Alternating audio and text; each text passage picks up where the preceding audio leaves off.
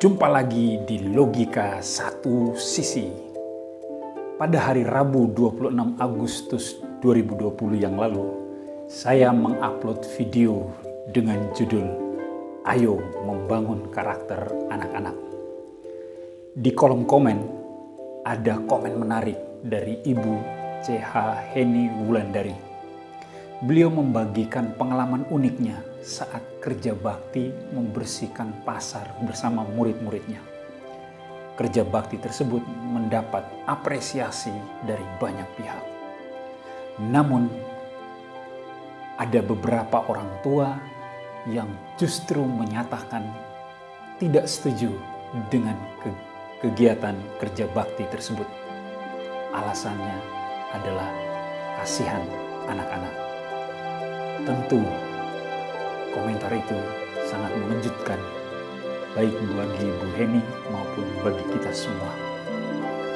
Itulah alasan utama mengapa saya mau mengubah pilihan pembahasan dari yang sebelumnya tentang nilai religius dan kejujuran menjadi nilai peduli lingkungan pada video kali ini.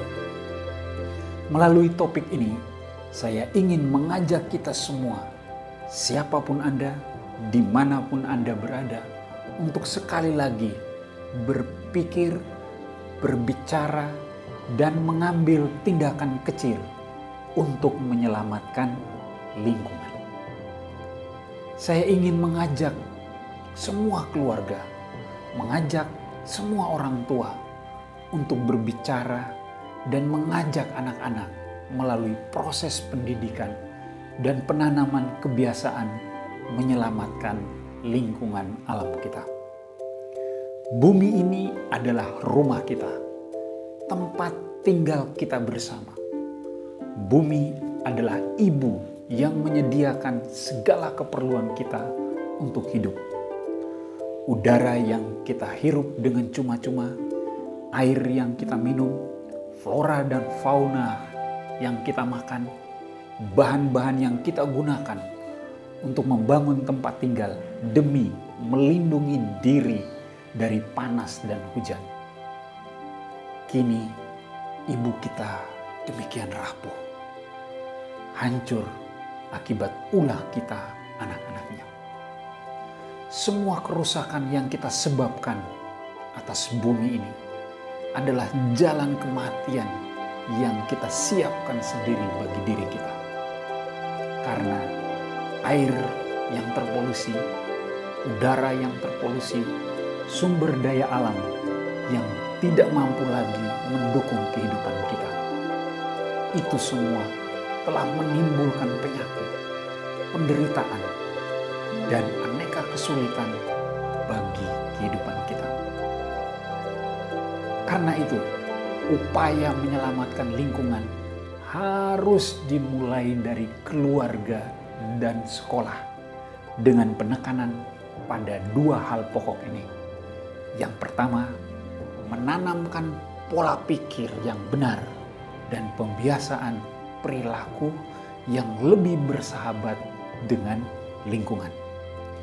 Yang kedua, sinergi dan harmonisasi antara sekolah dan keluarga maupun lembaga-lembaga lain yang berkehendak baik pada upaya penyelamatan dan pelestarian lingkungan.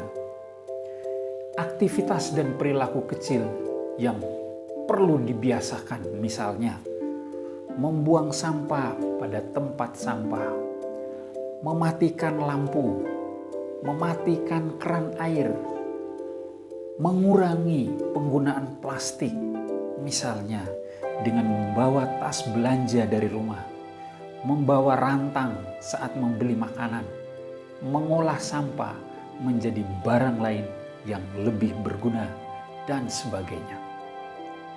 Untuk proses itu, saya menawarkan sebuah pola yang bisa digunakan.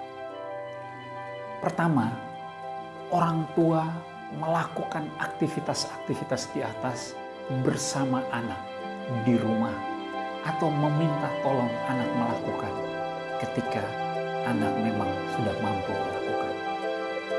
Tahap kedua, Melalui cerita, orang tua bisa menjelaskan mengapa tindakan-tindakan tersebut penting dan harus dilakukan. Misalnya, kita membiasakan anak untuk membuang sampah pada tempatnya. Kalau belum ada tempat sampah, kita bisa mengajarkan anak, kita biasakan anak untuk menyimpan sampah tersebut ke dalam tas atau saku atau wadah lain. Ketika anak sudah menemukan tempat sampah, barulah sampah-sampah itu dibuang di tempatnya. Saat itu orang tua bisa menceritakan mengapa harus menyimpan sampah terlebih dahulu. Misalnya, ini nanti akan membuat lingkungan jadi kotor atau menyebabkan saluran air tersumbat sehingga bisa menimbulkan banjir, atau banjir nanti akan menyebabkan korban. Kita bisa menjelaskan itu sehingga anak punya pola pikir yang tepat. Tahap ketiga, di sekolah pun harus diajarkan hal yang serupa. Misalnya, setelah meraut pensil, guru meminta agar sampah rautannya dimasukkan ke tempat sampah, atau meminta anak-anak membuang kertas-kertas yang tidak diperlukan ke tempat sampah.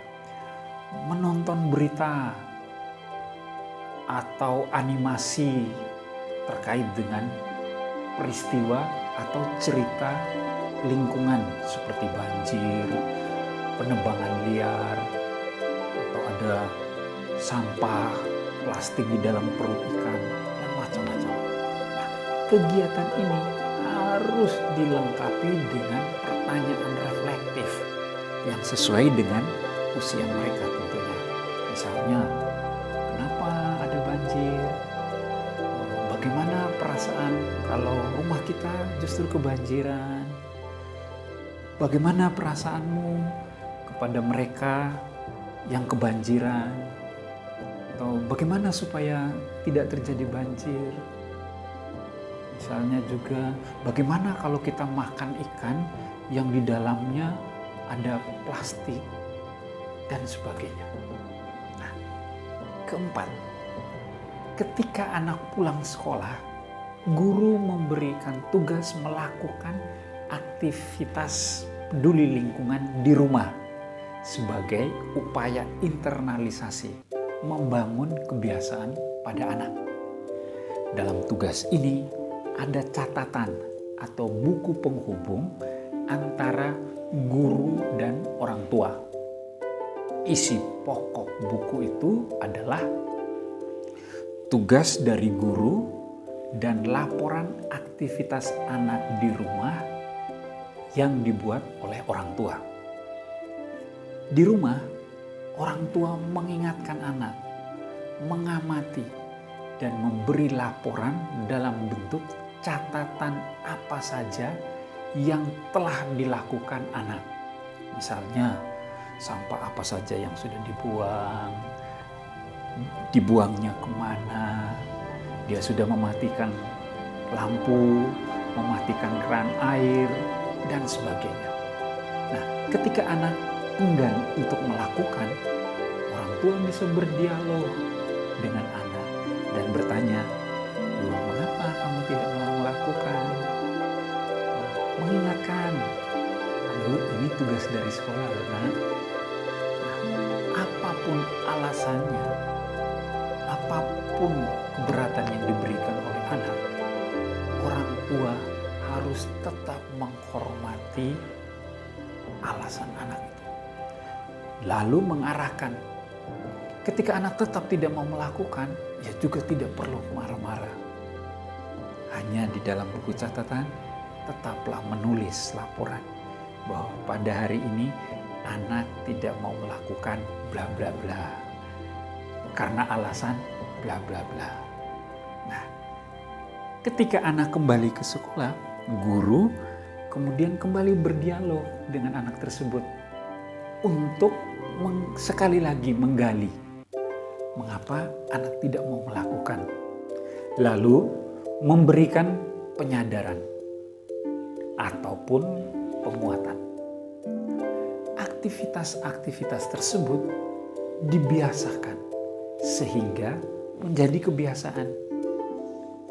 Inilah yang disebut sebagai harmonisasi dan sinergi antara sekolah dan keluarga. Dalam model ini ada beberapa hal yang perlu menjadi perhatian. Pertama, dalam keseluruhan proses itu, orang tua dan guru harus berpartisipasi aktif sehingga memberikan keteladanan. Karena tindakan itu sekecil apapun akan berbicara jauh lebih keras daripada kata-kata. Kedua, pelaporan itu bukan penilaian. Pelaporan itu hanya sebuah alat untuk mengecek apakah aktivitas tersebut dilaksanakan atau tidak, agar bisa memberikan tindak lanjut. Karena bukan penilaian, maka orang tua harus melakukannya secara jujur, agar bisa dilakukan tindak lanjut secara tepat.